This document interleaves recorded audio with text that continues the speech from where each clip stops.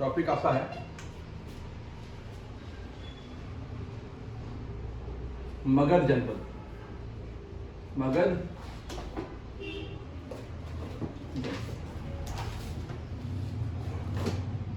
16 महाजनपद थे।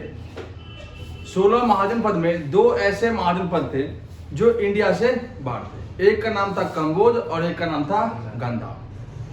कंबोज की राजधानी जहां हाटक थी वही गांधार राजधानी तक्षशिला। इसके अलावा मध्य भारत में एक आपका जनपद था जिसका नाम था अवंती अशमक, जिसकी राजधानी पोटनी कह लो या पोतन कह लो।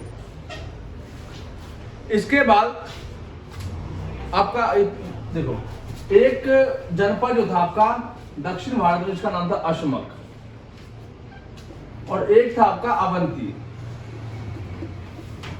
और एक था आपका अफगानिस्तान में और एक था आपका पाकिस्तान में। एक का नाम था कंबोज और एक का नाम था गांधार।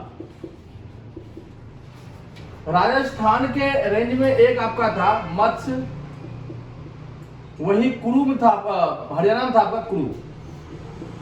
7 जनपद आपके यूपी में और 3 आपके बिहार में। इस प्रकार से 16 महाजनपद थे। उन 16 महाजनपदों को मैंने बताया भी था, और जो नहीं देखा वीडियो वो जा करके फिर से वीडियो देख करके फिर, क्योंकि जब तक आप एक एक महाजनपद को नहीं देखोगे तब तक आपको चीजें समझ में नहीं आने वाली है। महाजनपद में 16 महाजनपद थे, जिनमें सबसे शक्तिशाली महाजनपद था मगध। मगध के अंदर 7 वंशों ने ऑलमोस्ट राज्य किया था। इसको मैंने बताया भी था कि 7 वंशों को याद कैसे करना है, तो सिंपल सा 100 तरीका आपका है। हसीन मशुक शाह, हसीन मशुक शाह, मशुक शाह। ह से जहां आता है आपका हरिजक वंश, सी से आपका आता है शिशुनाग या नाग वंश, न से आता आपका नंद वंश, म से आता आपका मौर्य वंश, सु से होता आपका शुंग, क से आपका कनौ वंश, और सा से आपका सातवाहन वंश। इन टोटल 7 वंशों ने मगध के क्षेत्र पर राज किया और मगध का विस्तार करना शुरू किया। तो मैंने आपको हरिजक वंश पढ़ाना शुरू किया था। हरिजक वंश के अंदर हम देखते हैं कि हरिजक वंश से पहले भी एक वंश था जिसका नाम था बृहद वंश। इसका शासक था पहला शासक बृहद्रथ और अंतिम शासक जरासंध। जरासंध को मल्ल युद्ध में भीम ने पटक के मार दिया, और इस प्रकार से बृहद वंश का अंत हो गया। इसके बाद आपका हरिजक वंश आता है, और हरिजक वंश का शासक होता है आपका बिंबिसार। अगर आप मगध के क्षेत्र में देखोगे तो किस प्रकार से मगध का एरिया विस्तृत था।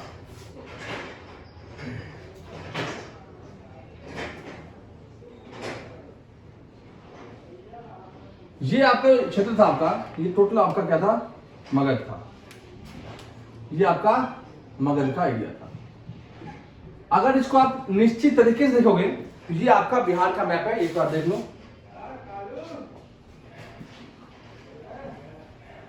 ये आपका बिहार का मैप है। बिहार के मैप में नदी जो है गंगा बीच से बहती है, 2 भागों में डिवाइड करती है। तो हम देखते हैं लोकेशन, मगध का लोकेशन आपका बिहार के दक्षिण भाग में, क्योंकि ये पूरब पश्चिम उत्तर दक्षिण। इसके ऊपर आपका था वैशाली। ठीक, तो यहां भी कुछ इसी प्रकार से था। मगध का क्षेत्र इस प्रकार से डेवलप था बिहार के अंदर। ये था आपका मगध, और ये आपका था वैशाली। मगध का क्षेत्र जहां डेवलप हुआ, जहां विस्तार हुआ, वो पूरा एरिया पहाड़ों से घिरा हुआ था। इसीलिए इस क्षेत्र का नाम दिया था गिरिवर्ज। गिरि मतलब क्या होता है? गिरि मतलब क्या होता है? पर्वत पहाड़ होता है। तो गिरिवर्ज, वर्ज मतलब मजबूत पहाड़। तो मजबूत पहाड़ियों के बीच ये पूरा मगध क्षेत्र बसा हुआ था। ठीक, इसीलिए मगध की राजधानी जो प्राचीन काल की राजधानी थी उसे कहते हैं हम गिरिवर्ज। बाद में यहाँ पे बहुत ही शक्तिशाली शासक हुए जिनमें बिंबिसार, अजातशत्रु, उदयीन। इन शासकों ने मगध के क्षेत्र का काफी विस्तार किया, इसीलिए ये गिरिवर्ज जो प्रदेश था वो राजाओं का गृह कहलाया, इसलिए इसका नाम दिया गया राजगृह। तो इस प्रकार से मगध की प्राचीनतम राजधानी गिरिवर्ज था। गिरिवर्ज का ही दूसरा नाम राजगृह कहते हैं। राजगृह के बाद हमने देखा कि उदयीन के समय में आने के बाद हमने देखा कि राजधानी राजगृह से पटना को, पाटलिपुत्र को स्थानांतरित कर दिया। जब उदयीन खत्म होता है, उदयीन के बाद हमारा देखते हैं कि अगला वंश आपका नागवंश आता है। नागवंश का शासक होता है शिशुनागपाल, जिसने नागदशक की हत्या कर दी।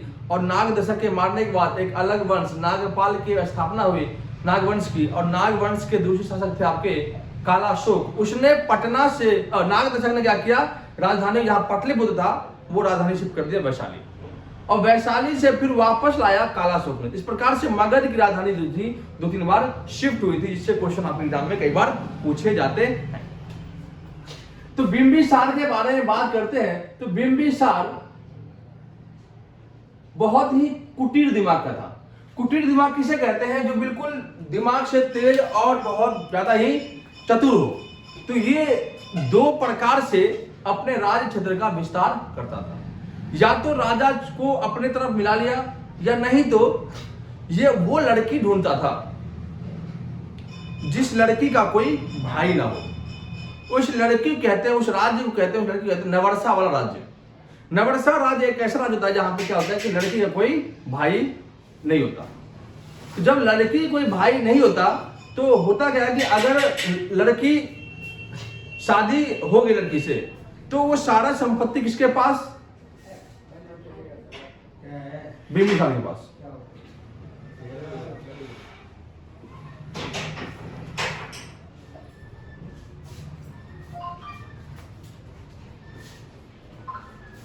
ठीक, तो बिंबिसार ऑलमोस्ट था नवरसा वाली लड़की को ढूंढ करके शादी करता।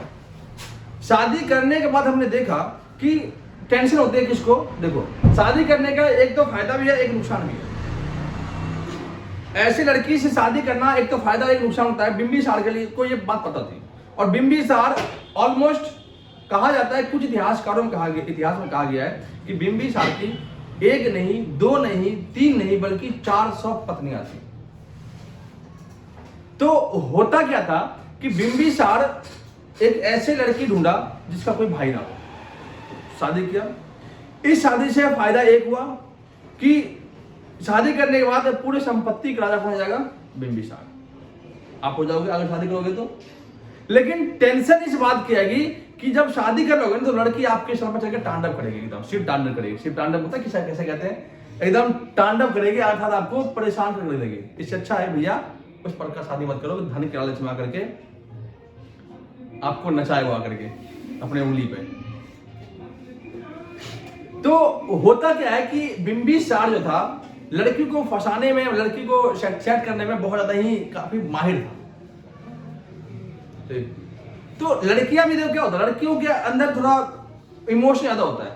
तो लड़कियों को आप आराम से कन्विंस कर सकते हो। जैसे आपकी बीवी है, ठीक, आप लोग शादी होगी, आपकी बीवी होगी, तो कुछ नहीं करना आप लोगों को, ठीक, झूठ में भी उससे पूछो आप, आपकी तबीयत ठीक तो है ना, आपने खाना खाया, कहीं बुखार तो नहीं है? अच्छा बुखार, कहीं से भी आओ, एक पर्चा बना लो, लिस्ट, इसमें लिख लो कि मुझे कब क्या बोलना है, और डायरेक्ट उस टाइम पे वो बात बोल दो। लड़की एकदम खुश, आपकी बीवी एकदम खुश हो जाएगी। तो बिंबिसार करता क्या था कि पहले लड़की फंसाया, और फंसाने के बाद उससे शादी कर लिया, और फिर बताता था कि तोरा से पहले हमारा 2 और पत्नी है, मतलब पहले से हम 2 शादी पहले से ही है। अब वो लड़की क्या करेगी ये बताओ? कुछ कर पाएगी नहीं। फिर आए किया, ऐसे करते करते हमने देखा कि काफी बड़ी मात्रा में उसने शादी कर ली, लेकिन उसने सब पत्नियों को लाइसेंस नहीं दिया। अगर बिंबिसार सब पत्नियों को लाइसेंस दे देता तो आज चलता पता कि जितने भी लोग हैं वो बिंबिसार का ही वंशज चल रहा है। तो उसने 3 पत्नी को लाइसेंस दिया, बताया था आपको मैंने। एक वैशाली की थी जिसे चेलना कहते हैं, चेलना, और एक थी कौशल की जिसे कहते हैं कौशला, और एक पंजाब की जिसे कहते हैं क्षेमा। तो देखो बिहारी कितना ज्यादा तेज दिमाग का होता है। तो उसने बिहार में ब्याह किया, यूपी में ब्याह किया और पंजाब में ब्याह किया। इस प्रकार क्षेत्र को बढ़ा दिया। ठीक, बिंबिसार इस प्रकार से क्षेत्र को विस्तार करने के बाद हमने देखा कि जब बिंबिसार कौशल की रानी कौशला से विवाह किया तो उसका भाई था प्रसेनजीत। तो उसने क्या दिया, काशी जनपद उसे। ठीक, बिंबिसार की एक ही इच्छा थी कि किसी प्रकार से वैशाली को जीता जा सके, लेकिन वो जीत नहीं पाया। अटैक किया लेकिन वो सफल नहीं पाया। तो उसी के पड़ोसी था ये अवंती। क्या नाम था इसका, अवंती। अब अवंती को जीतना भी एक तरह से एक प्रकार से क्या था, एक निश्चित करना था कि भाई जीत के इसको अपने मगध में मिला ले जाए। लेकिन अवंती को जीतना इतना मुश्किल नहीं था। तो सोचा किस तरह जीता जाए। अवंती का राजा था चंद्रप्रघोत। चंद्रप्रघोत, ये चंद्रप्रघोत जो था ये बीमार पड़ गया। जिस प्रकार से आज के टाइम में कैंसर और HIV के ऐसे इलाज नहीं है, उस टाइम पे पीलिया नामक को बीमारी हो गई थी। और उसके राजवैद्य सब डॉक्टर आए, कहा महाराज अब आपका टिकट हो गया कंफर्म, और अब आपको विक्रम S जो नया सैटेलाइट बना है उससे आपको सीधे लॉन्च कर दिया जाएगा। अर्थात आप खत्म होने वाले हैं, अब आपका कोई यहाँ पे जीना मतलब अब रहने का कोई गुंजाइश नहीं है। तो जो भी जिंदगी आपकी बची हुई है वो आप जी लो। बिंबिसार को यह बात पता चली तो बिंबिसार लगा कि इससे अच्छा मौका नहीं मिलेगा किसको, अवंती को मिलाने के लिए। तो बिंबिसार ने क्या किया, अपने ही राजवैद्य जिसका नाम था जीवक, बिहारी डॉक्टर था ये जीवक, इस जीवक को भेजा कहा, अवंती। अवंती गया और चंद्रप्रभोत को पानी वानी पिला करके कुछ एक दो घुटी उटी पिलाकर जड़ी बूटी दे करके इसको ठीक कर दिया। तो अवंती की शासक चंद्रप्रभोत ने क्या किया, बिंबिसार की अधीनता स्वीकार कर ली और मगध का क्षेत्र जो था, ये जो इतना था वो बढ़ करके इतना हो गया। समझ रहे हो? तो इससे जुड़े हुए जो भी क्वेश्चन है वो देख लो। बिंबिसार फर्स्ट ऑफ ऑल जो था, बिंबिसार जैन धर्म का को मानने वाला था, जैन धर्म को। ठीक, बिंबिसार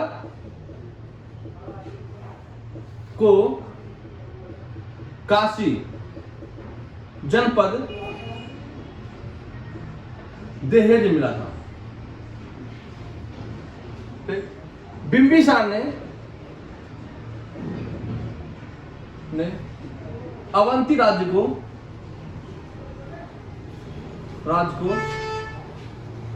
मगध में मिला लिया।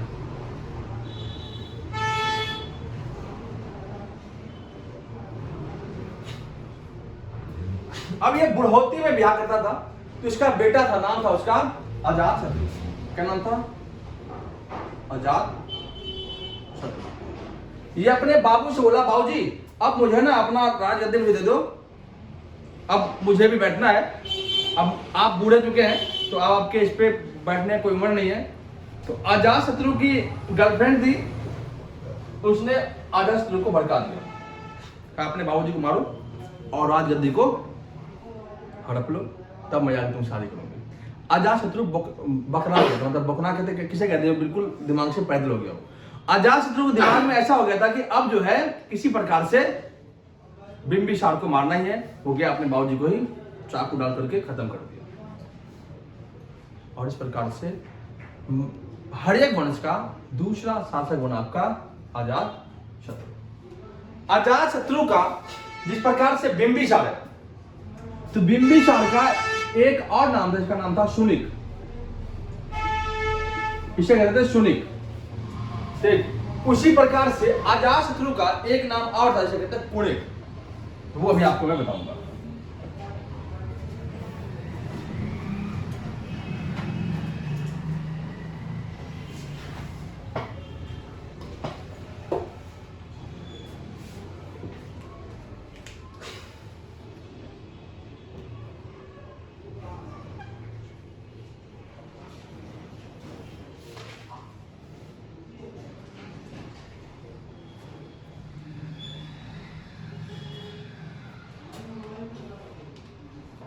ये टोटल आपका क्षेत्र क्या था? मगध का। मगध हो गया ये। मगध का पहला वंश था आपका हर्यक वंश। पहला शासक पढ़ा है आपको मैंने बिंबिसार। दूसरा शासक आपका आया अजातशत्रु। ठीक है, अजात जहां पे बिंबिसार को शुनिक कहा गया, वही अजातशत्रु को क्या कहा गया? कोणिक कहा गया। इसका नाम था दूसरा कुणिक। इसे कहते हैं पितृहंता वंश। पितृहंता वंश। देखो थोड़ा स्पेलिंग देखना है आप लोग। अजातशत्रु का नाम था कुणिक और इसे कहते हैं नाम से पितृहंता वंश। पितृहंता वंश। पितृहंता इसलिए कहते हो कि इसमें ऑलमोस्ट शासक जो भी थे उसने अपने बाप को मारकर राजगद्दी को हड़प लिया। अपने मिर्जापुर देखी होगी, मिर्जापुर में इस तरह कालीन भैया मुन्ना भैया लड़ते लड़ते अपने आप को ही मारते हैं राजगद्दी को हड़पने के लिए, सब आपस में लड़ते हैं। तो इस प्रकार से सेम खेल इसी में था। तो मुझे लगता है कि मुन्ना भैया जो बनाया गया मिर्जापुर, इसी को देख के बनाया गया होगा कि बाप ने बेटे को खत्म कर दिया राजगद्दी के चक्कर में, बेटे ने बाप को। ठीक, इसे कहते हैं आपका पितृहंता वंश। बिंबिसार जहां जैन धर्म को मानने वाला था, वही आपका अजातशत्रु बौद्ध धर्म को मानने वाला था। बौद्ध धर्म का ये अनुयायी था। बाप की इच्छा को पूरा करना, पिता की इच्छा को पूरा करना हर व्यक्ति का कर्तव्य होता। कहने का मतलब यही है कि आप लोग सुनते होंगे कि मां के लिए तो दुनिया में बहुत सारी लाइनें हैं, लेकिन पिता का जो कष्ट है ना, वो लोग कभी देखता नहीं। पिता है तो आपकी खुशियां हैं, पिता है तो आपकी इच्छाएं हैं, पिता है तो आपकी आशाएं हैं, पिता है तो आपको गर्व है। तो तमाम चीजें जो है पिता के लिए बना है, लेकिन पिता के बारे में कुछ सोचता नहीं है। कांटे पर खड़े होकर के पिता आपको सर के ऊपर बैठाते हैं। मां तो आपको 9 महीने गर्भ पाला, लेकिन पिता आपको जीवन भर आपको अपने सर पर बैठाकर, कंधे बैठाकर दुनिया को दिखाने वाले एक इंसान है आपको पिता। पिता जो आपको कंधे बैठाते हैं, बैठाने का मतलब यह है कि आपको वो अपनी नजर से दूर दिखाते हैं कि जहां तक मैं देख नहीं पाया वहां तक तुम देखो। लेकिन फिर भी लोग पिता को उतना महत्व नहीं देते जितना कि माता को देते हैं।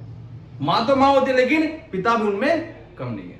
तो अजातशत्रु भी अपने पिता भले ही मार दिया, बाद में बौद्ध धर्म के शिक्षा लेकर के उसे पछतावा हुआ। उससे पहले उसने पिता के जो उनके मनोकामनाएं थी, जो इच्छा थी, वो पूरा करना उनका फर्ज था। तो पिता की एक अधूरी इच्छा रह गई थी। वो अधूरी इच्छा थी क्या? कि वैशाली को जीतना। मैंने बताया आपको कि बिहार के मैप के थ्रू अगर देखोगे आप, तो वैशाली आपको ऑलमोस्ट समझ में आ जाएगा। ये नदी आपका गंगा है, गंगा के इस पार पटना हो गया। दक्षिण में क्या क्या है? गंगा के दक्षिण में क्या क्या है? पटना हो गया, राजगीर हो गया, नालंदा हो गया, गया हो गया, सब क्या है दक्षिण में। तो यहां तो आपका मगध था, लेकिन उत्तर में आपका क्या था? वैशाली। इस वैशाली को जीतने की इच्छा थी किसको? बिंबिसार को, लेकिन उसकी इच्छा मर गई। लेकिन इनकी इच्छा को पूरा किसने किया? तो उन्हीं के बेटे अजात शत्रु। अजात शत्रु ने अपने पिता की इच्छा को पूरा करने के लिए क्या किया? एक मंत्री अर्थात सेनापति नियुक्त किया। सेनापति कह लो और या कह लो आप गुप्तचर। इस गुप्तचर का नाम था वर्षकार। वर्षकार को भेजा कहां? वैशाली। कहा कि गुप्त सूचना लाओ और वहां से जाकर देखो कि वैशाली के पास ऐसा कौन सा हथियार है जो मेरे बाबूजी ने उसको परास्त नहीं कर पाया। कहा ठीक है। तो देखा कि वैशाली के पास 2-3 तरह के हथियार जो थे महत्वपूर्ण थे। उन हथियारों में से 2 हथियार का पता चल गया था। तो उन हथियारों को इसने बना लिया। जो हथियार वैशाली के पास था उससे भी ताकतवर हथियार बना लिया इसने। किसने? अजात शत्रु ने। कुछ हथियार का नाम क्या पूछाता है? एक हथियार का नाम है आपका रथमूसल। रथमूसल और एक का नाम है महाशिला कंटक।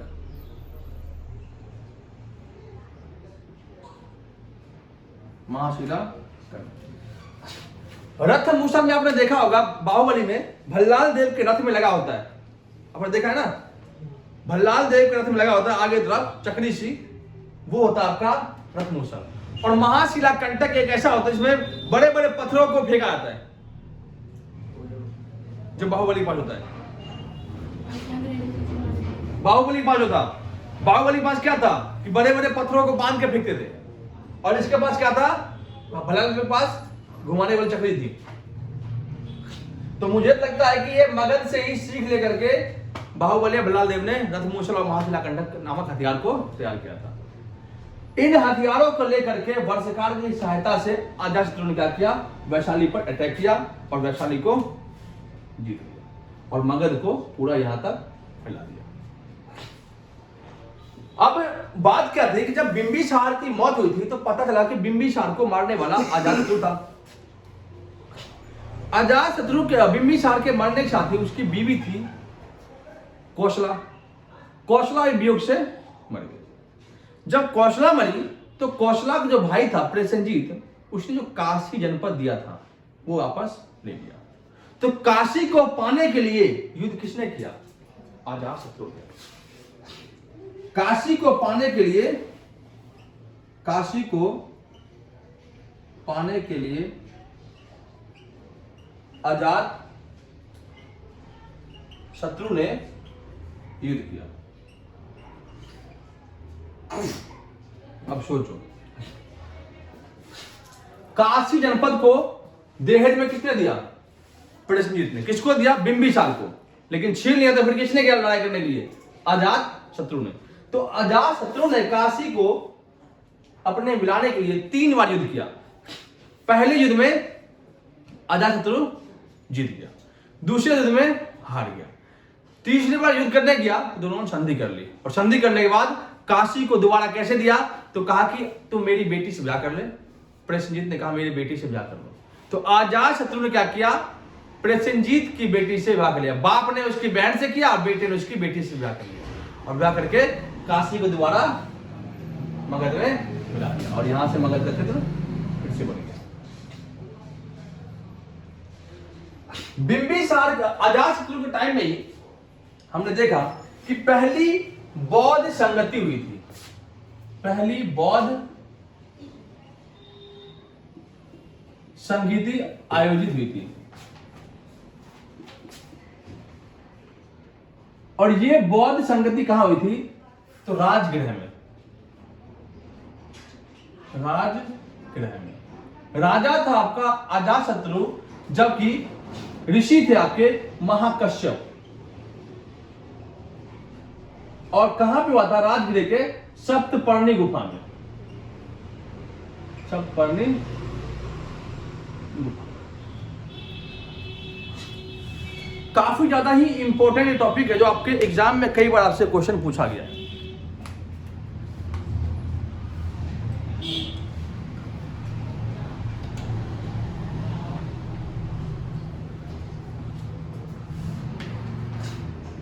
राजगृह में पहली बौद्ध संगति हुई थी, जिसके ऋषि मुनि थे, जिसका अध्यक्षता में हुई थी, उसका नाम था महाकश्यप जी।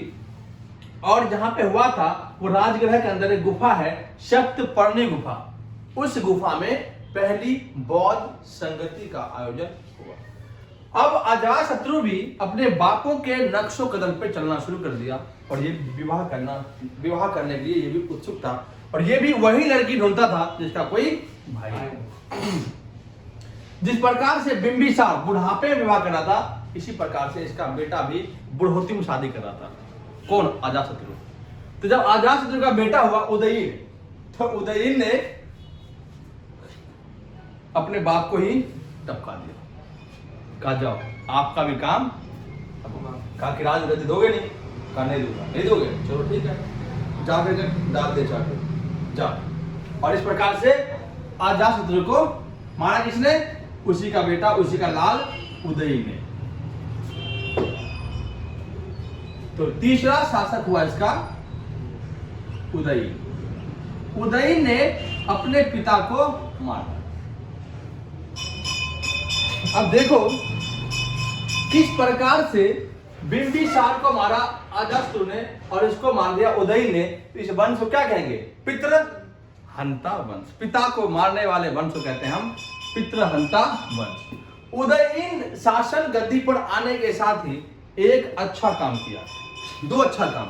एक तो अच्छा काम किया कि राजगृह की जो चारों तरफ पहाड़ियां थी, उस पहाड़ियों में गैपिंग था, तो राजधानी बहुत असुरक्षित जगह पे था। तो बिंबिसार और अजातशत्रु ने इस चीज पर ध्यान नहीं दिया।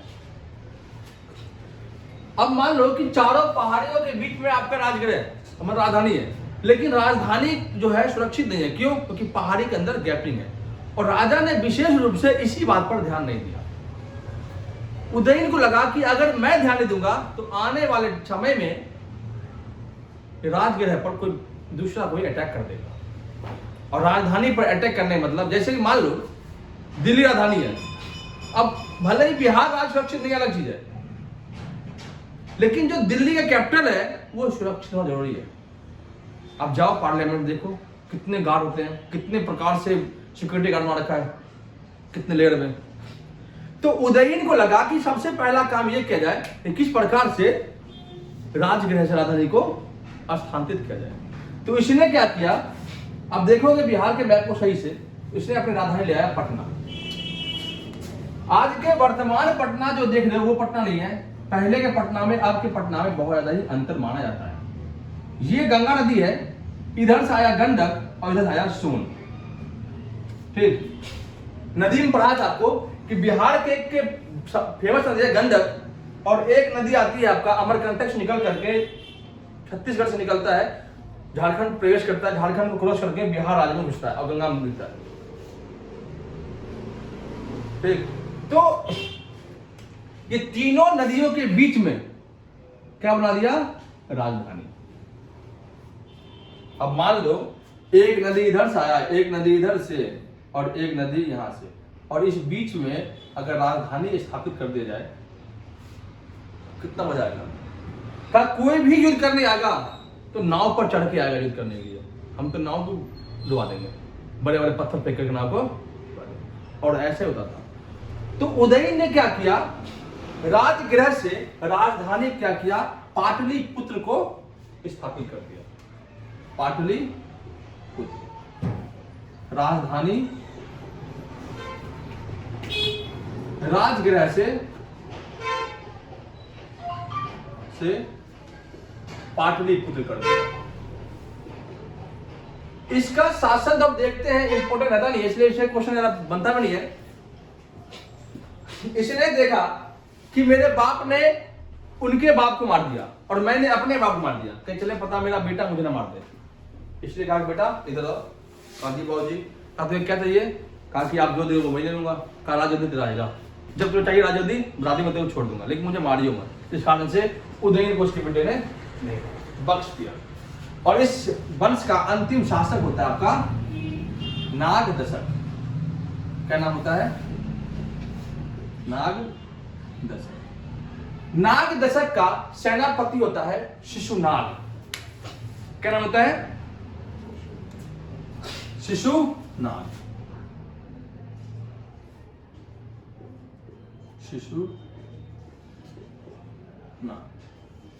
शिशुनाग ने देखा कि राजा बकलोल है, जो नाग दशक क्या है, बकलोल है, बेवकूफ है, बुद्धि विकार इसका अंदर है ही नहीं। तो इसने क्या किया, इसी को मार दिया। अब इसने बेटा नहीं मारा किसी को, क्या मार दिया, सेनापति ने मार दिया। और शिशुनाग ने क्या कर लिया, एक अलग वंश किसकी स्थापना की, नाग वंश की स्थापना। अर्थात शिशुनाग के मरने का, नाग दशक के मरने के बाद एक नया वंश है आपका नाग वंश।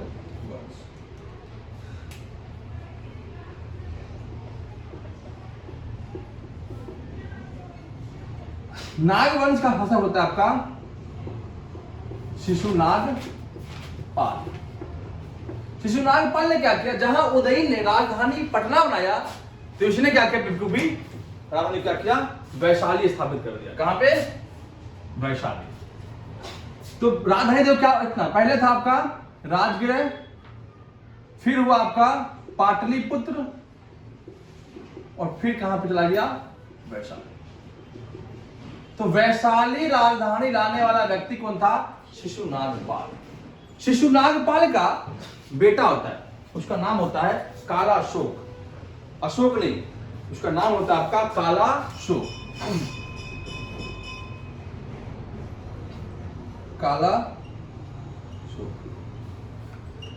कालाशोक ने बाप की हुई गलती को दोहराता नहीं, बल्कि उसको ठीक करता है।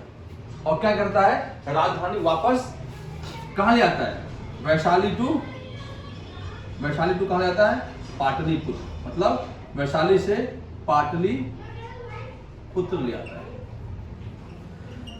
कालाशोक को पता था कि वैशाली डिस्ट्रिक्ट एक ऐसा डिस्ट्रिक्ट है जो प्रॉपर रूप से सांस्कृतिक प्लेस है, जहां से बड़े बड़े लोग, विद्वान जो है वहां पे घूमने आते हैं। तो राजधानी अगर सुरक्षित नहीं रहा तो राजधानी पे कोई भी अटैक कर देगा। तो कहा कि सांस्कृतिक राजधानी वैशाली रहेगा, जबकि मेन राजधानी पाटलिपुत्र ही रहेगा। कालाशोक के टाइम में एक आपका बौद्ध संगति होता है, तो दूसरी बौद्ध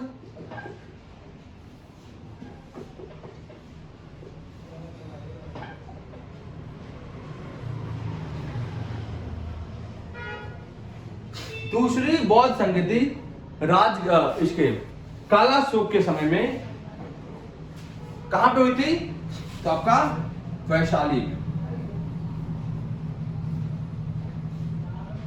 वैशाली में अध्यक्ष कौन था, तो शाबक मीर थे, शाबक मीर। इस प्रकार से उसमें ऋषि थे महाकश्यप, और इसमें थे आपके शाबक मीर। ठीक, पहली संगति हुई थी राजगृह में अजातशत्रु टाइम में, और दूसरी संगति हुई थी आपका कालाशोक टाइम में वैशाली में। इसके अंतिम शासक को इसी के सेनापति ने मार दिया, जिसका नाम था आपका महापद्म नंद। क्या नाम था, महापद्म नंद।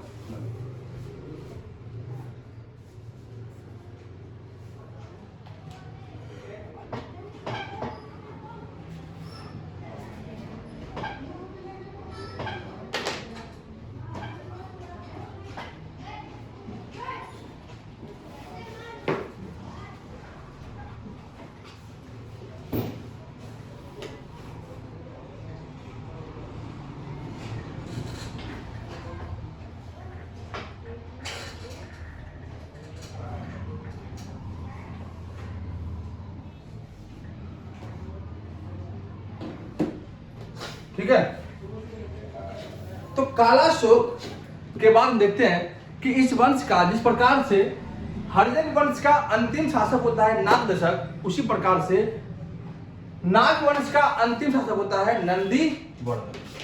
ठीक, वो नंदीवर्धन ने महावीर स्वामी के साला जी नहीं, बल्कि ये नंदीवर्धन अलग था। नाम था इसका नंदीवर्धन। अंतिम शासक नंदीवर्धन। इस नंदीवर्धन को टपकाया किसने, तो महापद्म नंद। जैसा बोगे वैसा पाओगे, ये कहावत आपने सुनी होगी। तो जैसे ही शिशुनागपाल ने नाग दशा की हत्या की, उसी प्रकार से महापद्म नंद ने कहा कि ये राजा बकलोल है और इसने नंदीवर्धन को यहाँ पे मार करके एक नया वंश नंद वंश की स्थापना की। नेक्स्ट क्लास में आप लोगों को नंद वंश और मौर्य वंश को आगे कंप्लीट कराऊंगा। वीडियो को अगर ये वीडियो आपने देखी है तो इससे पहले वीडियो देखने के बाद ही ये वीडियो देखें, जिससे कि आपको समझ में आ जाए कि हमने क्या पढ़ाया है। एक वीडियो अगर पसंद आए तो लाइक करें।